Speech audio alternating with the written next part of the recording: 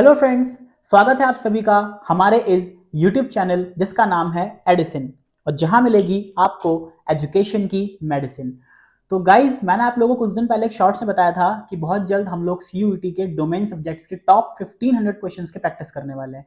तो आज उसका पहला सेशन है और धीरे धीरे आपको रेगुलरिटी में ये वीडियोस आपको मिलती रहेंगी और आप मेरे साथ बैठ के 1500 क्वेश्चंस की प्रैक्टिस कर सकते हैं और जो मुझे लगता है कि किसी भी एग्जाम के लिए या फिर स्पेशली सीयूईटी के लिए मोर देन इनफ है। अगर इन 1500 क्वेश्चंस को आपने 2-3 बार रिपीटेडली वे में या 2-3 बार आपने एक रिवीजन के तौर पे देख लिया तो यकीन मानिए आपका इकोनॉमिक्स में डोमेन का जो स्कोर होगा वो बहुत अच्छा होने वाला है यहाँ पे। तो चलिए चलते हैं, स्टार्ट करते हैं अपना सेशन एजुकेशन की medicine by Ajay sir. Okay, so ये मेरे सारे के सारे हैंडल्स हैं। आप मेरा यूट्यूब एडिसन है, मेरा जो आपका जो इंस्टा अकाउंट है वो आपका इजी इकोनॉमिक्स है और फिर यहाँ पे Telegram and then my WhatsApp contact. और ये मेरा पर्सनल कॉन्टैक्ट है, पर्सनल कॉन्टैक्ट जो मेरा पर्सनल नंबर है इंस्टाग्राम का वो आप यहाँ पे मुझे फॉलो कर सकते हैं। ओके, चलिए तो स्टार्ट करते हैं अपने पहले क्वेश्चन के साथ। और पहला क्वेश्चन हमारा यही है कि activities which are perform with the motive of earning money in livelihood are called, यानी कि वो एक्टिविटीज जो मनी के अर्निंग के मोटिव से की जाती है। सबको पता है कि उसको क्या बोलते हैं, जो भी आपकी इकोनॉमिक एक्टिविटी होती है वही सारी एक्टिविटीज होती हैं जो मनी के पर्सपेक्टिव से की जाती हैं। तो ऑप्शन नंबर डी, यानी कि ऑप्शन नंबर डी क्या है आपका करेक्ट आंसर।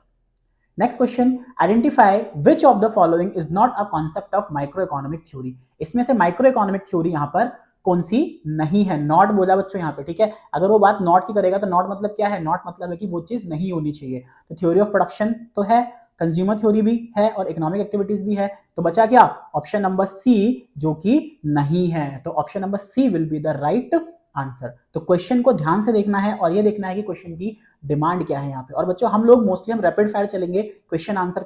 क्यों? क्योंकि कॉन्सेप्ट्स आप लोग 12th क्लास में पढ़ के आ चुके हो। यहाँ पे आप लोगों को 1500 एमसीक्यू की प्रैक्टिस मेरे साथ यहाँ पर करनी है। जहां मुझे लगेगा कॉन्सेप्ट समझाना चाहिए वहां मैं शॉर्ट में समझाऊंगा, जहां मुझे लगना चाहिए फटाफट इसको हम आगे करके बढ़ेंगे वहां हम फटाफट इसको आगे करके बढ़ जाएंगे। Next, identify which of the following is not one of the 3 central problems faced by the economy. तो आप सबको पता है कि सेंट्रल प्रॉब्लम कौन सी होती है, what to produce, how to produce and for whom to produce। ये 3 तरह की सेंट्रल प्रॉब्लम्स आपकी होती हैं आपकी इकोनॉमी के अंदर। तो यहाँ पे बेसिकली कौन सी नहीं है, problem of choice. Problem of choice central problem ना होके ये आपकी इकोनॉमिक प्रॉब्लम है। ओके, तो डिफरेंस है दोनों में, central problem and economic problem. Next we have the problem that deals with the choice of the technique of production is referred as। Technique of production, ऐसी कौन सी जो आपकी 3 प्रॉब्लम है, 3 सेंट्रल प्रॉब्लम है, कौन कौन सी देखी हमने, what to produce, how to produce and for whom to produce. जो तीनों आपकी सेंट्रल प्रॉब्लम्स है इसमें से आपकी टेक्निक से रिलेटेड कौन सी है। तो आप सब लोग जानते हो जो आपकी हाउ टू प्रोड्यूस है, हाउ टू प्रोड्यूस के अंदर ही हम लोग देखते हैं कि टेक्निक ऑफ प्रोडक्शन किस में आएगा। उसमें हम 2 तरह की टेक्निक्स पढ़ते हैं, labour intensive and capital intensive, जिसको आप लोग बोलते हैं LIT labour intensive technique and आप उसको बोलते हैं CIT कैपिटल इंटेंसिव टेक्निक। तो बताइए कौन सा आएगा इसमें आपका, what to produce, how to produce या फिर फॉर होम टू प्रोड्यूस आएगा ऑप्शन नंबर बी। तो option number B will be the right answer. Okay, next, guiding principle to solve the problem of what to produce in what quantity is to. तो इस question का answer क्या होगा बच्चों, इस question का answer होगा आपका ऑप्शन नंबर ए, जिसमें allocate resources in such a manner that they provide maximum satisfaction to the concern people. यानी कि रिसोर्सेज को इस तरीके से एलोकेट करना चाहिए जो मैक्सिमम से मैक्सिमम सेटिस्फैक्शन प्रोवाइड करे कंसर्न्ड पीपल को। तो कंसर्न पीपल कौन कौन से होते हैं, फॉर एग्जांपल कंज्यूमर है तो कंज्यूमर को मैक्सिमम सेटिस्फैक्शन मिलनी चाहिए, प्रोड्यूसर है तो प्रोड्यूसर को मैक्सिमम प्रॉफिट मिलना चाहिए, और अगर सोसाइटी है तो सोसाइटी को मैक्सिमम वेलफेयर मिलना चाहिए। ओके, नेक्स्ट क्वेश्चन देखते हैं। नेक्स्ट क्वेश्चन है बच्चों, opportunity cost can be define as. तो बच्चों जो अपॉर्चुनिटी कॉस्ट है वो क्या होती है, अपॉर्चुनिटी कॉस्ट होती है जो आपकी नेक्स्ट बेस्ट ऑल्टरनेटिव्स होते हैं। अभी हम आगे इसके बारे में डीप कॉन्सेप्ट भी पढ़ेंगे और भी रिलेटेड क्वेश्चन यहाँ पर करेंगे। तो ऑप्शन नंबर जो क्वेश्चन नंबर 6 है इसका जो ऑप्शन नंबर बी है, the cost of next best alternative foregone. जो नेक्स्ट बेस्ट ऑल्टरनेटिव होगा वही आपका क्या होगा, अपॉर्चुनिटी कॉस्ट। फॉर एग्जाम्पल अगर हमारे पास 4 चीजें हैं, first, second, third and fourth, ठीक है। तो फर्स्ट हम अभी मान लो हम फर्स्ट पे काम कर रहे हैं, तो फर्स्ट के बाद हमारे सेकंड बेस्ट कौन सा होगा, सेकंड वाला, ठीक है। तो सेकंड हमारा क्या हो गया, ये क्या हो गया, इसकी अपॉर्चुनिटी कॉस्ट हो गई। बाकी आने वाले क्वेश्चन हम लोग देखेंगे इसका नेक्स्ट बेस्ट ऑल्टरनेटिव क्या होता है। नेक्स्ट देखो बच्चों, क्वेश्चन नंबर 7 क्या है इसमें, dash can be define as the ratio of number of units of a good sacrifice से good x to produce an additional unit of good another good, यानी कि एक गुड्स को सैक्रिफाइस करके दूसरे गुड को प्रोड्यूस करना ही क्या कहलाता है, ऑप्शन नंबर 7 ये कहलाता है आपका MRT, यानी कि मार्जिनल रेट ऑफ ट्रांसफॉर्मेशन। तो MRT क्वेश्चन नंबर सी, जिसको हम लोग, जो आपका पीपीसी का स्लोप भी होता है, पीपीसी आप लोगों ने 11th क्लास में अच्छे से पढ़ा है, आने वाले क्वेश्चंस में भी हम उसको देखेंगे। तो क्या होता है यहाँ पे आपका MRT क्या होता है कि जो आपके एक गुड्स को प्रोड्यूस करने के लिए, फॉर एग्जांपल मैं आपको एग्जांपल समझाता हूँ यहाँ पे, let's suppose this is our resource, okay, आधे रिसोर्स मैंने क्या करा, राइस पे डाल दिया, आधा रिसोर्स मैंने वीट पे डाल दिया। तो अगर बच्चों में यहाँ से राइस बढ़ाऊंगा तो मेरा वीट ऑटोमेटिकली क्या हो जाएगा, कम हो जाएगा ना। तो राइस मेरा बढ़ा और वीट ऑटोमेटिकली क्या हो गया, कम हो गया। तो यानी कि राइस को जितना बढ़ाया वीट उतना कम हो गया, यानी कि राइस को बढ़ाने के लिए वीट को जितना सेक्रीफाइस करा उसी रेट को क्या बोलते हैं, मार्जिनल रेट ऑफ ट्रांसफॉर्मेशन, और जिसको हम स्लोप ऑफ पीपीसी भी कहते हैं। ओके, नेक्स्ट क्वेश्चन आ जाइए। Dash is a curve that shows various combination of two goods that can be produced in an economy such that all given resources are utilized fully and efficiently। एक ऐसा curve जहां पे हम दो goods का production करते हैं और सारे के सारे resources fully and efficiently utilize होने चाहिए। तो ऐसा इकोनॉमी में हमने एक ही कर्व पढ़ा है, वो क्या है, वो है आपका पीपीसी, प्रोडक्शन पॉसिबिलिटी कर्व। इसका एक और नाम है पीपीएफ, जिसको हम बोलते हैं प्रोडक्शन पॉसिबिलिटी फ्रंटियर। तो option number B will be the right answer. Okay, next चलते हैं। Which is the following is not a prime assumption of the production possibility frontier. Prime assumption की कौन सी ऐसी assumption यहाँ पे, इसमें प्राइम assumption नहीं है। तो 9 का आंसर होगा बच्चा, 9 का आंसर होगा आपका D, all the resources are equally efficient in the production of all the commodity. तो ऐसा तो नहीं हो सकता कि भाई सारे रिसोर्सेज हमेशा हमेशा क्या होने चाहिए, इक्वल एफिशिएंट होते हैं, कुछ नहीं भी हो पाते, कुछ हो भी पाते हैं। तो वो चीजें यहाँ पे जो हमेशा नहीं हो पाती यहाँ पे। क्वेश्चन नंबर 10 आ जाइए। Increasing marginal opportunity cost results in a dash sloping curve. अब मार्जिनल अपॉर्चुनिटी कॉस्ट ये क्या होता है, ये वही होता है जो मैंने अभी आपको एमआरटी की डेफिनेशन बताई थी। एमआरटी और एमओसी दोनों ही क्या होते हैं, सेम होते हैं। MRT marginal rate of transformation is equals to marginal opportunity cost, या फिर is also known as marginal opportunity cost. तो सिंपल सी बात है, 10th का आंसर होगा आपका कॉन्केव होगा, क्योंकि अगर आपका जो आपका एमआरटी है, एमआरटी या फिर एमईसी, अगर आपका एमआरटी क्या होगा, बढ़ता रहेगा, अगर एमआरटी बढ़ता रहेगा तो पीपीसी की जो स्लोप है वो क्या रहेगी, कॉन्केव रहेगी, अंदर की तरफ रहेगी। तो यही इस क्वेश्चन में आपसे पूछा गया। Next question number 11, the central problem of what to produce relates to. अब व्हाट टू प्रोड्यूस क्या होता है, मैंने बताया था ना अभी, हमने हाउ टू प्रोड्यूस पढ़ा था कि हाउ टू प्रोड्यूस में हम लोग क्या देखते हैं, हाउ टू प्रोड्यूस के अंदर हम लोग देखते हैं कि टेक्निक क्या यूज करनी है। तो व्हाट टू प्रोड्यूस में हम लोग क्या देखेंगे, व्हाट टू प्रोड्यूस में हम लोग देखेंगे, देखिए यहाँ पे problem of, option number D, problem of resources allocation between different alternative uses. Different alternative uses हम लोग यहाँ पे इसके देखने वाले हैं कि जो हमारे पे कैपिटल गुड्स हैं और जो हमारे पास प्रोड्यूसर गुड्स हैं, उनको कैसे कैसे क्या क्या चीजें हमें यहाँ पे प्रोड्यूस करनी है, किसको ज्यादा करना है, किसको कम करना है, क्या हमारा फेवरेबल है, क्या फेवरेबल नहीं है, वो चीज हम यहाँ पर देखेंगे। नेक्स्ट आ जाइए, which of the following is not concern with the problem of choice. Problem of choice से कौन सी चीज यहाँ पे कंसर्न्ड नहीं है, तो option number B, excessive income. बच्चों अगर हमारे पास इनकम ज्यादा है तो हमें कोई चॉइस करने की जरूरत ही नहीं पड़ेगी, हम लोग तो सब कुछ परचेस कर लेंगे। फॉर एग्जाम्पल, एक एग्जाम्पल लेते हैं, मान लो ये है मोमोज वाला, ये है बर्गर वाला और ये है टिक्की वाला। अब सबकी कॉस्ट क्या है, 20 रुपीज है और आपके जेब में भी 20 रुपीज है। तो इन तीनों में से आप क्या देखोगे, वही जो सबसे आपके लिए क्या होगा, बेस्ट होगा। तभी तो आपके पास चॉइस करने का ऑप्शन है ना। अगर मान लो आपके पास 60 रुपीज होते ऑलरेडी, तो 60 रुपीज ऑलरेडी होते तो आपको चॉइस करने की जरूरत ही नहीं पड़ती, आप फटाफट से सारी चीजें खरीद लेते। तो अगर एक्सेसिव इनकम होगी आपके पास तो प्रॉब्लम ऑफ चॉइस कभी भी नहीं आएगी। तो प्रॉब्लम ऑफ चॉइस आएगी कब, जब ये रिसोर्सेज का ऑल्टरनेटिव्स अवेलेबल हो, यहाँ पर अनलिमिटेड ह्यूमन वांट्स हो, या ह्यूमन वांट खत्म ही नहीं हो रही हो, और रिसोर्सेज क्या हो, लिमिटेड हो या फिर स्कार्स नेचर के हो। स्कार्स का मतलब होता है जहां पे डिमांड ज्यादा और supply come. Okay, next, in which of the following situation does scarcity rise. Scarcity कब अराइज होती है आपकी, तो ऑप्शन नंबर बी अगर हम देखेंगे यहाँ पर, supply of resource is less than it's demand, यानी कि जो आपकी डिमांड है वो ज्यादा होती है इसकी सप्लाई से, तो हमेशा क्या होगी, आपकी स्कैर्सिटी आएगी, या फिर सप्लाई कम होगी आपकी डिमांड से, तो हमेशा इसमें क्या देखने को मिलेगा, हमको स्कैर्सिटी देखने को मिलेगा। Next, which of the following is not the combination of micro economic variables, micro economic variables में कौन सा कॉम्बिनेशन यहां पर नहीं है? तो 14 का है बच्चे क्या आपका, 14 का आएगा आपका option number D, wholesale price index and national income. Wholesale price index जो होता है आपका ये होता है WPI, और नेशनल इनकम तो आपको पता ही है, एक साल में जो हम इनकम को मेजर करते हैं, हम आने वाले यूनिट्स में पढ़ेंगे इसको। तो ये ऐसे दो फैक्टर हैं जो आपके माइक्रो इकोनॉमिक वेरिएबल्स नहीं है, ये आपके मैक्रो इकोनॉमिक वेरिएबल्स में आते हैं। Individual demand and market supply ये आता है माइक्रो में, प्राइस ऑफ कमोडिटी भी माइक्रो में आता है, price of commodity and demand ये माइक्रो में आता है। Demand, supply, cost, revenue, market, ये सारे के सारे माइक्रो इकोनॉमिक वेरिएबल्स हैं। बट अगर हम बात करेंगे aggregate demand, aggregate supply, government budget, foreign exchange, balance of payment, तो ये सब चीजें किस में आएंगी? मनी, बैंकिंग, ये सब चीजें आएंगी आपकी मैक्रो इकोनॉमिक वेरिएबल्स में। ओके, तो ध्यान रखना इन सारी बातों का अच्छे से। The problem of unemployment can be identified as a, unemployment की प्रॉब्लम कैसे आइडेंटिफाई की जा सकती है यहाँ पर? तो 15 का आएगा option number D, macro level problem is at study economy as a whole. क्योंकि मैंने बताया कि अनएम्प्लॉयमेंट हो गया, एम्प्लॉयमेंट हो गया, ये सब कुछ हम कहाँ स्टडी करते हैं? ये सब कुछ हम लोग मैक्रो में स्टडी करते हैं, ना कि माइक्रो इकोनॉमिक्स में। Okay, next, the problem of for whom to produce. अब आगे यहाँ पे अभी हमने व्हाट टू प्रोड्यूस पढ़ा था, फिर हाउ टू प्रोड्यूस पढ़ा, अब हम यहाँ पे फॉर होम टू प्रोड्यूस पढ़ने वाले हैं। तो फॉर होम टू प्रोड्यूस में आ गया, फॉर होम टू प्रोड्यूस में इज ऑल्सो नोन एज, किसको बोलते हैं यहाँ पर फॉर होम टू प्रोड्यूस में? Problem of distribution of income, कि इनकम को डिस्ट्रीब्यूट कैसे की जाए। जैसे मान लो अगर हमारी सोसाइटी में दो क्लास है, अगर ये मान लो ये आपकी, मान लो हमारी सोसाइटी में दो क्लास हैं, ये है रिच पीपल और ये है आपके पुअर पीपल, तो रिसोर्सेस को किस तरीके से एलोकेट किया जाए कि भैया रिच भी अपनी जगह पे सेटिस्फाई रहे और पुअर भी अपनी जगह पे सेटिस्फाई रहे। तो फॉर होम टू मतलब किसको हम, कैसे हम इसको डिस्ट्रीब्यूट करें, जिसको हम थ्योरी ऑफ डिस्ट्रीब्यूशन के अंदर भी पढ़ते हैं। किसके अंदर पढ़ते हैं?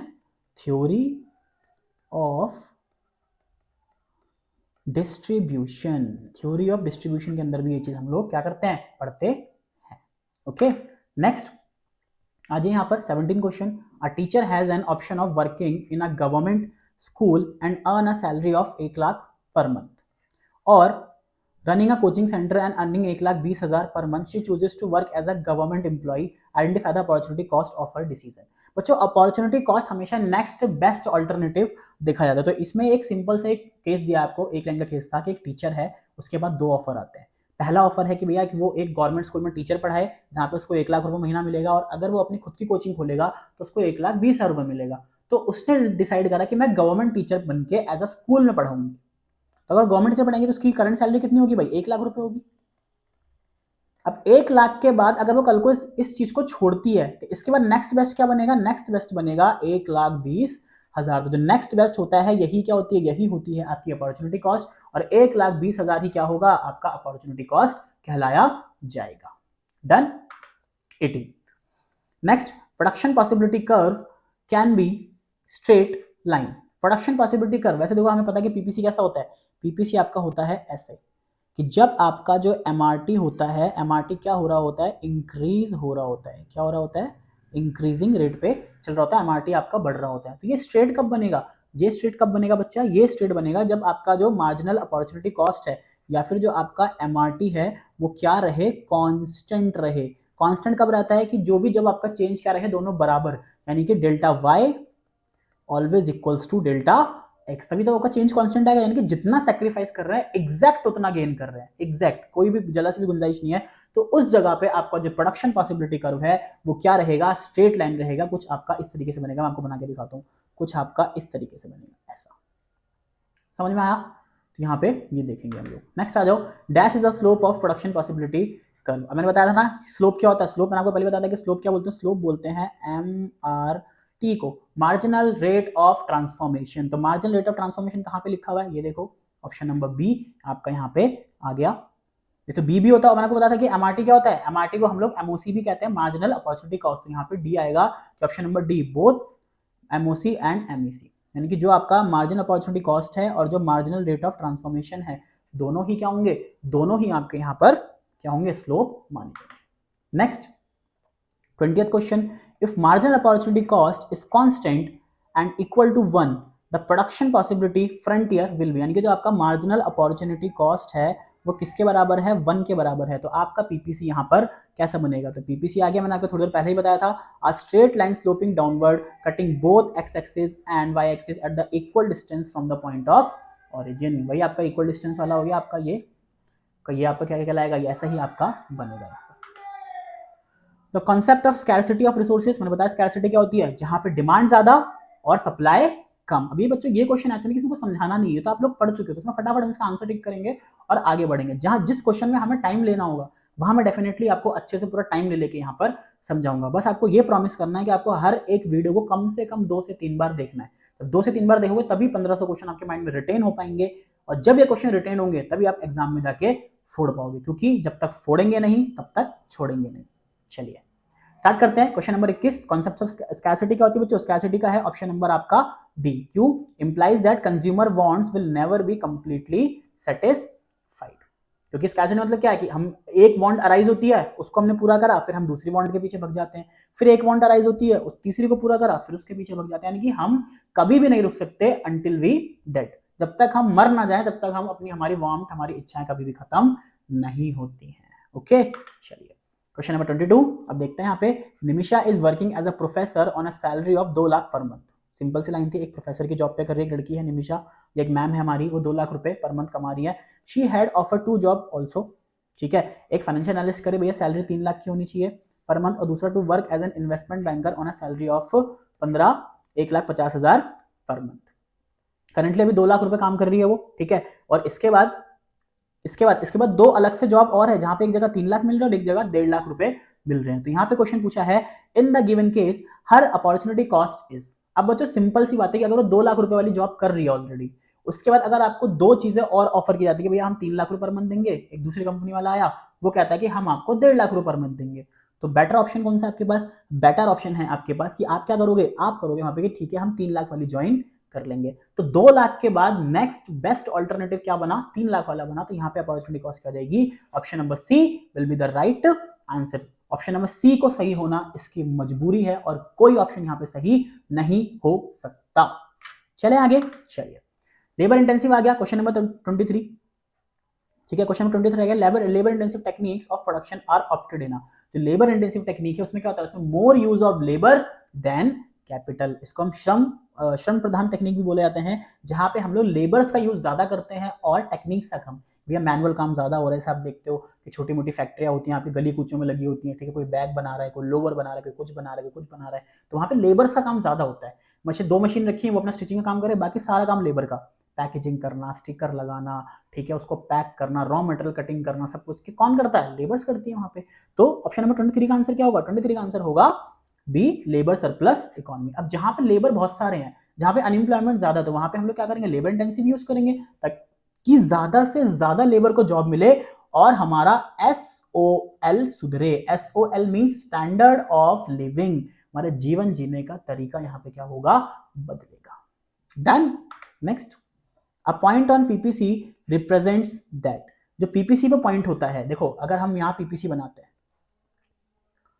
तो 3 तरह के पॉइंट होते हैं, कुछ पॉइंट पीपीसी के बाहर, कुछ पॉइंट इसके बिल्कुल एग्जैक्ट ऊपर और कुछ पॉइंट पीपीसी के अंदर। जो एग्जैक्ट पीपीसी के ऊपर होते हैं वो दिखाते हैं कि हमारे जो रिसोर्सेज हैं वो फुल्ली एंड एफिशिएंटली यूटिलाइज हैं, ठीक है, और रिसोर्सेज अटेनेबल भी हैं। जो पॉइंट अंदर होते हैं, जी जो अंदर वाला पॉइंट है, ये अंदर वाला पॉइंट क्या कहलाएगा कि यूटिलाइज तो है बट अभी फुल्ली एफिशिएंटली यूटिलाइज नहीं है, अंडर यूटिलाइज है। और जो पॉइंट पीपीसी के बाहर होगा वो अनअटेनेबल पॉइंट होगा, वो इम्प्रैक्टिकेबल होगा, वो एक्सेप्टेबल नहीं होगा। तो इसके बेसिस पे क्वेश्चन अभी आगे आएंगे तब हम वहां पर देखेंगे। तो 24 का आंसर क्या है यहाँ पर? Option number D, all the given resources are utilize fully and efficiently. जितने भी हमारे रिसोर्सेज हैं जो पीपीसी के कर्व के ऊपर हैं, जो यहाँ पे पीपीसी का कर्व आपका दिख रहा है ना, इस कर्व क्या बने हैं? ऊपर बने हैं, तो वहां पे क्या दिखाएंगे? वो फुल्ली एंड एफिशिएंटली यूटिलाइज है। Next, a point below PPC indicates. PPC के नीचे जो होंगे पॉइंट सारे के सारे वो क्या कहलाएंगे? वो आपके अंडर यूटिलाइज कहलाएंगे। मैंने बताया था कि अगर मान लो ये आपका पीपीसी है और को पॉइंट आपका यहाँ लाई करता है, ठीक है, तो ये पॉइंट क्या कहलाएगा? आपका अंडर यूटिलाइज कहलाएगा। अटेनेबल ये भी होगा बट ये अंडर यूटिलाइज यहाँ पर कहलाएगा। ओके, नेक्स्ट आ जाइए। Which of the following factors is not a reason for shift in the PPC. PPC का शिफ्ट होने का, जैसे पीपीसी शिफ्ट भी होती है, अगर मान लो पीपीसी ये है यहाँ से, तो ये आगे को शिफ्ट होती है, ठीक है, और अगर पीपीसी आगे है तो ये पीछे को शिफ्ट यहाँ पर हो जाती है। तो इनमें से कौन सा रीजन यहाँ पर नहीं है? ठीक है, तो कौन सा रीजन नहीं होगा भाई? यहाँ पे देखो, increase in the production of good X and reduction in the production of good Y, good X का प्रोडक्शन बढ़ा दो और गुड वाई का प्रोडक्शन घटा दो। इसमें से पीपीसी में क्या होती है, शिफ्टिंग नहीं होती है, इसमें यहाँ पे क्या होती है, रोटेशन होती है। तो शिफ्टिंग की बात करेगा तो शिफ्टिंग इस केस में बिल्कुल भी नहीं हो सकती है। ओके, नेक्स्ट आ जाओ, विच of the following illustrates a decrease in unemployment using the PPC.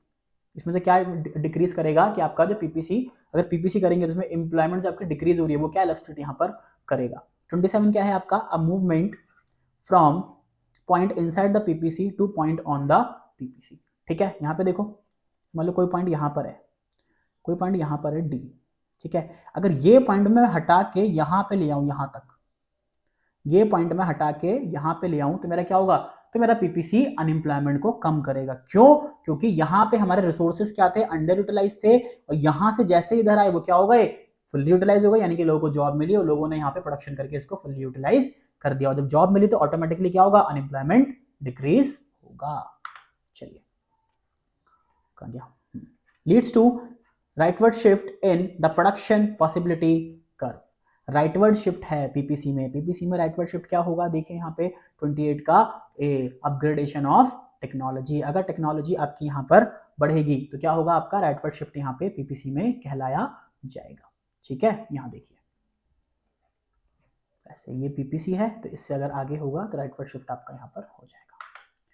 A war is going between Ukraine and Russia has led to dash of Ukraine. अब यूक्रेन एंड रशिया में वॉर हो रही है, अभी आपने देखा ये आपका करंट मुद्दा है एकदम, ठीक है, यूक्रेन रशिया में वॉर हो रही है, तो यूक्रेन के पीपीसी पे क्या फर्क पड़ेगा यहाँ पर, तो देखिए भाई यूक्रेन के पीपीसी पे क्या फर्क पड़ेगा, देखिए option number C, leftward shift in the production possibility curve. आपका पीपीसी पीछे को शिफ्ट हो जाएगा। क्यों पीछे को शिफ्ट क्यों होगा, पीछे को शिफ्ट होने का मतलब है कि रिसोर्सेस कम हो गए हैं, और रिसोर्सेस कम क्यों हो रहे हैं, क्योंकि वॉर हो रही है, डिस्ट्रक्शन हो रहा है, कई सारे यहाँ पे जो चीजें डिस्ट्रक्ट हो रही है, जब चीजें खराब हो जाएंगी, चीजें कम हो जाएंगी तो प्रोडक्शन भी कम होगा, और जब प्रोडक्शन कम होगा तो पहले के मुकाबले आपकी जो पीपीसी कर्व है वो क्या रहेगा, जो आपका पहले का मुकाबले पीपीसी होगा वो पीछे को शिफ्ट हो जाएगा। ओके, चलिए, slope of PPC can be calculated as.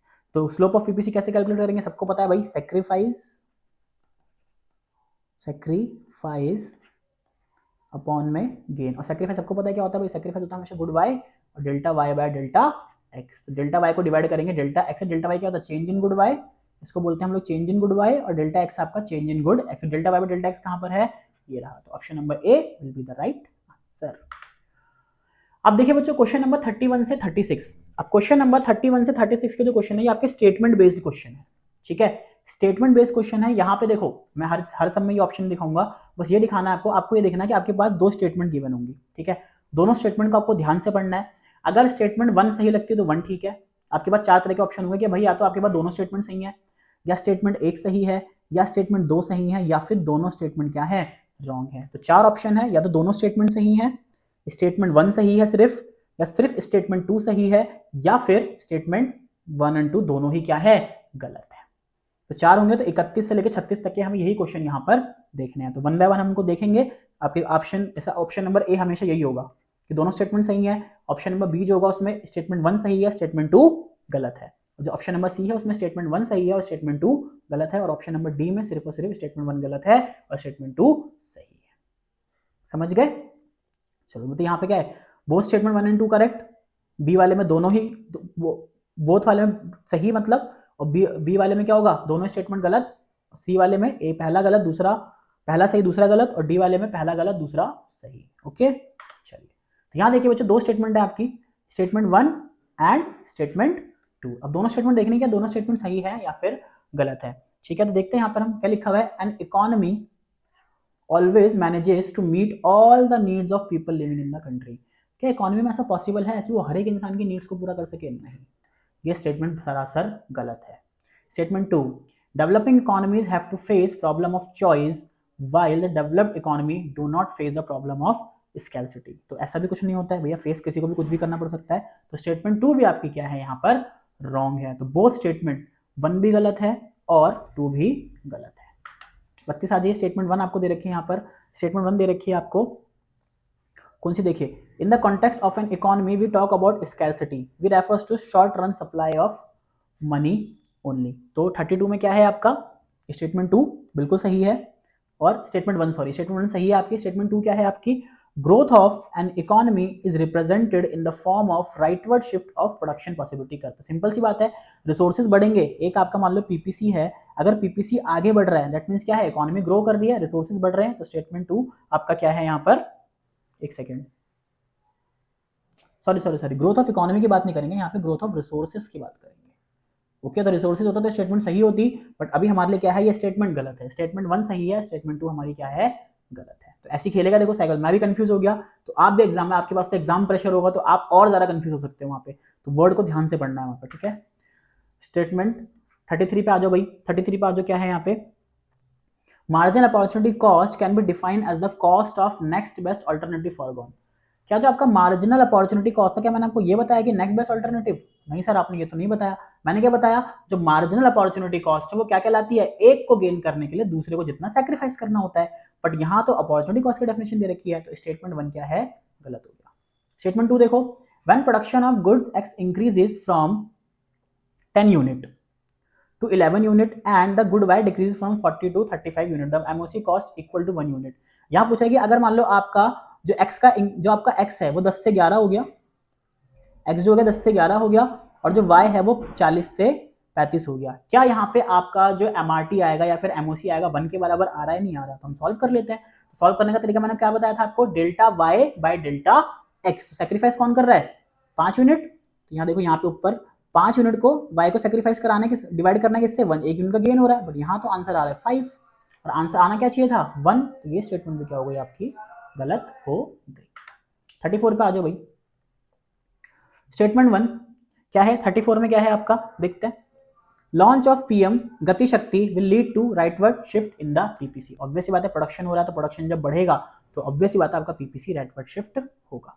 Statement 2 पे आ जाओ, PPC shift rightward due to increase in the resources और अपग्रेडेशन ऑफ टेक्नोलॉजी। तो वही है कि भैया रिसोर्सेज अगर बढ़ेंगे या फिर टेक्नोलॉजी बढ़ेगी तो आपका पीपीसी राइटवर्ड शिफ्ट या फिर राइटवर्ड की तरफ रोटेट होता ही होता है। तो यहाँ पे दोनों ही स्टेटमेंट क्या है, सही है, बोथ स्टेटमेंट आर राइट।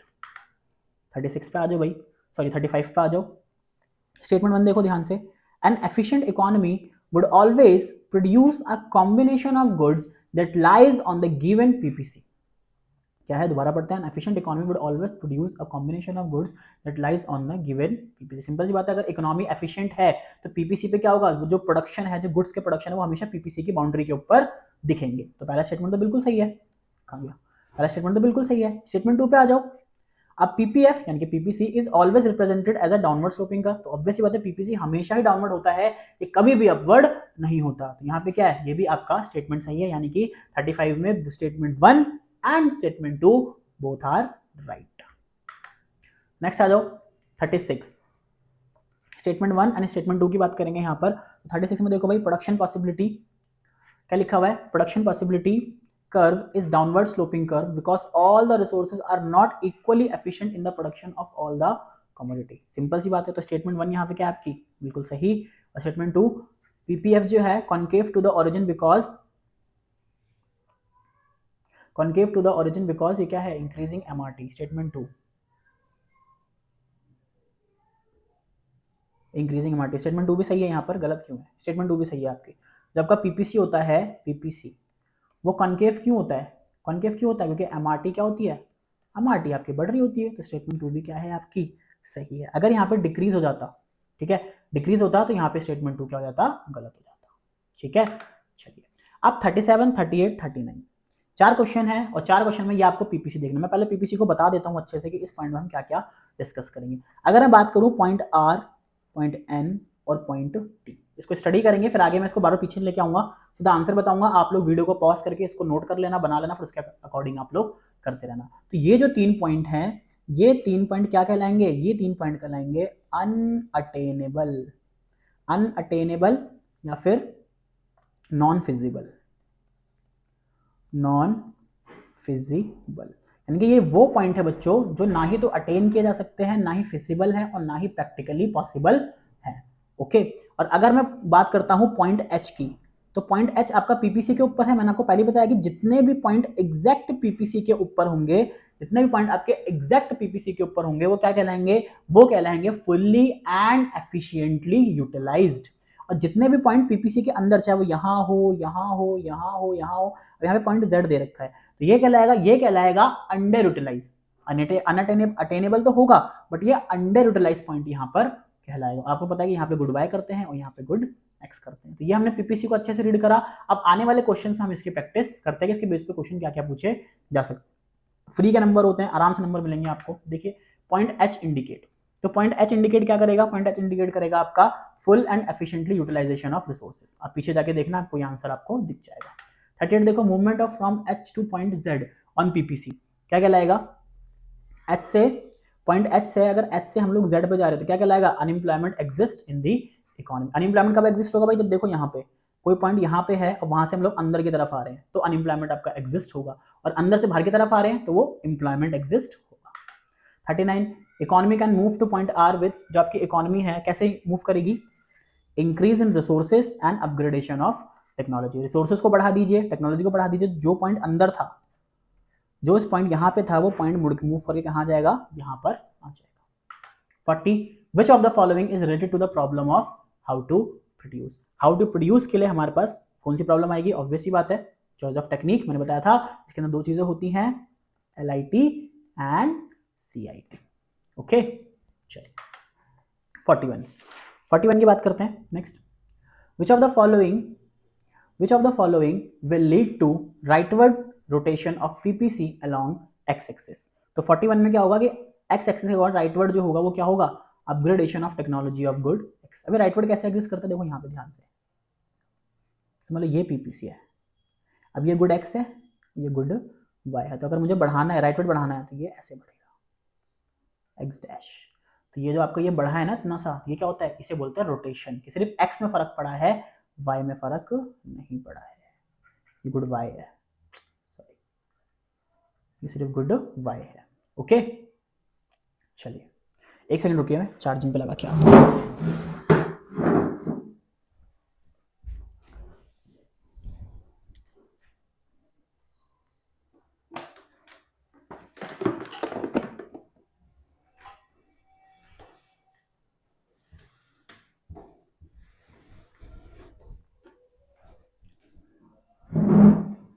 चलिए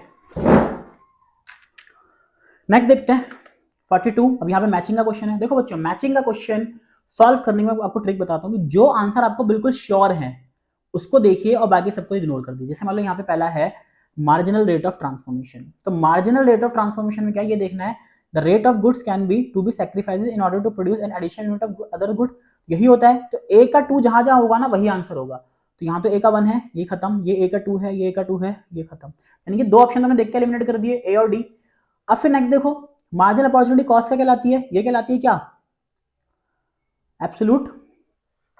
क्या कहलाती है बताओ भाई जल्दी से, ये होता है आपका ये रहा, absolute number of units to be sacrificed in order to produce an additional unit of goods. यानी कि बी का 4 जहां पे होगा, देखो बी का 3 यहाँ पर है, ये भी एलिमिनेट हो गया, बी का 4।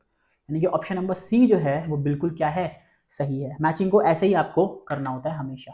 अब यहाँ देखिए 43 में, 43 का आंसर क्या होगा, 43 का आंसर होगा आपका यहाँ पर ऑप्शन नंबर बी। ए का 1 होगा, ठीक है, बी का 4 होगा, स्ट्रेट लाइन पीपीसी। अगर कांस्टेंट एमओसी होगा तो पीपीसी आपका स्ट्रेट लाइन चलेगा, ठीक है। डिमिनिशिंग एमओसी होगा तो क्या चलेगा, second PPC convex to the origin. Okay next आ जाओ 44 का आंसर क्या है, 44 का आंसर है आपका ऑप्शन नंबर ए का 3 मेक इन इंडिया, यानी कि राइटवर्ड शिफ्ट होगा। अगर मेक इन इंडिया होगा तो राइटवर्ड शिफ्ट आपका पीपीसी में होगा। बी का 4 यानी कि increasing in unemployment due to no shift in PPC, PPC में कोई शिफ्ट यहाँ पर नहीं होगा, अनएम्प्लॉयमेंट यहाँ पर होगा। सी का 2 यानी कि इंक्रीजिंग प्रोडक्शन, इसका क्या होगा, मूवमेंट अलॉन्ग पीपीसी। और डी का वॉर बिटवीन रशिया यूक्रेन हम पढ़ चुके हैं, लेफ्टवर्ड शिफ्ट इन पीपीसी, क्योंकि क्यों, रिसोर्सेज आपके क्या होंगे, खराब हो जाएंगे। फिर आ जाइए 45 में देखिए यहाँ पे क्या है, व्हाट टू प्रोड्यूस एंड 45 का जो आंसर है ये है आपका ऑप्शन नंबर सी, ए का 3 यानी कि ये रहा, problem of allocation of resources. फिर देखो बी का 2 है, हाउ टू प्रोड्यूस, तो बहुत सिंपल है आपका, how to produce, choice of technology सबको पता है। सी का 4 फ्रॉम होम टू, सी का 4 यानी कि ये रहा, डिस्ट्रीब्यूशन ऑफ इनकम। और डी का 1 यानी कि economic problem of choice. Okay फिर identify which of the following is not true about microeconomics. Microeconomics के लिए कौन सा ट्रू नहीं है, नहीं ट्रू पूछा है बच्चों, ठीक है, तो नॉट है यहाँ पे। तो 46 का आंसर क्या है, 46 का आंसर है यहाँ पे बी ओनली, सेकंड ओनली, यानी कि ये रहा। It is known as theory of individual economic, individual भी आता है, मार्केट भी आता है, ठीक है, तो ये ट्रू यहाँ पर नहीं है। Which of the following is not an assumption of the production possibility printed, इसमें से कौन सी वो assumption नहीं है। 47 का क्या आंसर आएगा, 47 का आएगा D, fourth only. All the resources are equally efficient in the production of all the commodities. Okay. 48. Which of the following will lead to a leftward shift in PPC? PPC में leftward shift क्या होगा, मैंने आपको बताया था, war between Ukraine and Russia. तो 48 हम तो बहुत बार पढ़ चुके हैं, तो यहाँ पे ऑप्शन नंबर सिर्फ सेकंड आएगा, यानी कि सेकंड स्टेटमेंट आएगी सिर्फ और सिर्फ वो जो हमारे पीपीसी को क्या करेगी, अगर यहाँ है तो पीपीसी को लेफ्ट में शिफ्ट कर देगी। अब देखिए बच्चों, यहाँ पे 49 से 53 आपकी केस स्टडी है, तो केस स्टडी आप लोग यहाँ पे पढ़ लेना एक बार, ठीक है। मैं पूरी केस स्टडी नहीं पढ़ूंगा, यहाँ पे इसके आंसर्स बता दूंगा आपको। तो केस स्टडी में थोड़ी वॉइस आ रही है तो थोड़ा सा एडजस्ट कर लेना, ठीक है। तो केस स्टडी में आपको क्या करना है, केस स्टडी में हमें सिर्फ केस को ध्यान से पढ़ना है और इसके बेसिस पे जो भी आंसर्स होंगे वो हमें यहाँ पर टिक करना। तो यहाँ पे कुछ नहीं होता था, यहाँ पे चीजें बताई गई कि भैया एक लड़का है, रौनक है या रोनल है, जो भी है, वो एमबीए का फाइनल ईयर स्टूडेंट है, वो एक एंटरप्रेन्योर भी है, वो बिजनेस स्किल्स भी जानता है, उसे उसके पापा कहते हैं कि आप ये जॉब करो, लेकिन वो चाहता है कि मैं कुछ और जॉब करूँ। तो ऐसे करके आपके सामने केस स्टडी यहाँ पर दी हुई है। तो इस केस स्टडी को आपको वीडियो को पॉज करके ध्यान से पढ़ना है और उसी केस स्टडी के बेस पे आपको आंसर देने हैं। तो देखिए पहला, opportunity cost can be define as, ये तो सबको पता है, क्या होगा, 49 का C, cost of next best alternative forgone. फिर why Raunak had to make a choice to choose any one of the business alternative, कोई हमें एक ही क्यों चूज करना पड़ा यहाँ पर। तो 50 का आंसर क्या होगा, 50 का आंसर होगा डी, क्योंकि हमारे पास क्या होती है, अगर हमारे पास बहुत सारी चॉइस है तो हमें कोई एक ही चूज करना होता है। क्यों, क्योंकि resources are limited and can be put into different uses. Resources limited हैं और हम सारी चीजों को एक साथ नहीं गेन कर सकते। 51, Ronak chose to follow his passion and the opportunity cost of manufacturing beauty products can be identified as rupees। 51 का आएगा ए, 1,20,000, 1,20,000 इसकी अपॉर्चुनिटी कॉस्ट यहाँ पर थी। 52, Ronak had listed to his father the opportunity cost would be, अगर father की बात सुनता तो उसकी अपॉर्चुनिटी कॉस्ट यहाँ पे क्या होती, तो 52 का आंसर आ रहा है सी। ओके, कुछ एक चीज उसे छोड़नी पड़ती है यहाँ पर। 53, विच of the following statement not true about opportunity cost, opportunity cost के हिसाब से ट्रू कौन सा नहीं है। तो 53 का आंसर होगा option number B, greater the opportunity cost better is the comparative advantage. Opportunity cost जितनी ज्यादा होगी, कंपैरेटिव एडवांटेज उतनी हमारी यहाँ पर कम होगी। ओके, चलो अब नेक्स्ट आपका आया है 54 से 58, ये आपकी लास्ट केस स्टडी है, उसके बाद आपकी यूनिट 1 यहाँ पे पूरी की पूरी खत्म। तो सिंपल सा यहाँ पे क्या दे रखा है, production possibility curve shows the various combination, PPC के बारे में बता रखा है, ठीक है। फुल यूटिलाइज होता है, मैंने आपको बता दिया कि 3 तरह के इसमें सिचुएशंस होती हैं।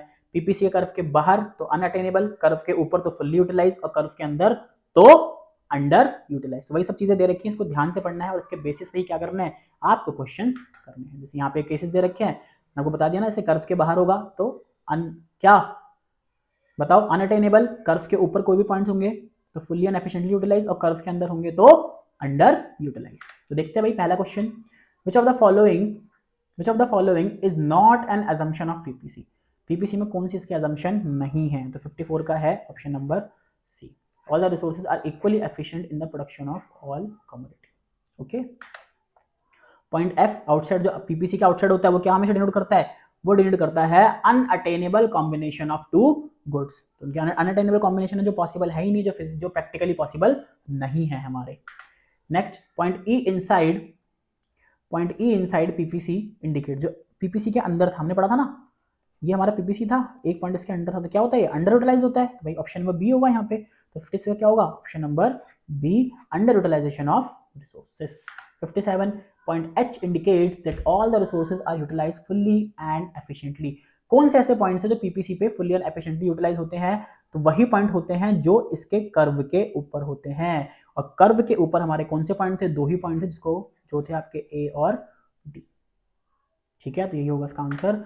Last question, shows the rate at which a good has to be sacrificed in order to produce an additional unit of other good. एक को सैक्रिफाइस करके दूसरे को प्रोड्यूस करना क्या कहलाता है, सबको पता है, MRT हम पढ़ते हुए आ रहे हैं बहुत बार, मार्जिनल रेट ऑफ ट्रांसफॉर्मेशन, इसको MOC भी बोलते हैं और इसको स्लोप ऑफ पीपीसी भी कहते हैं।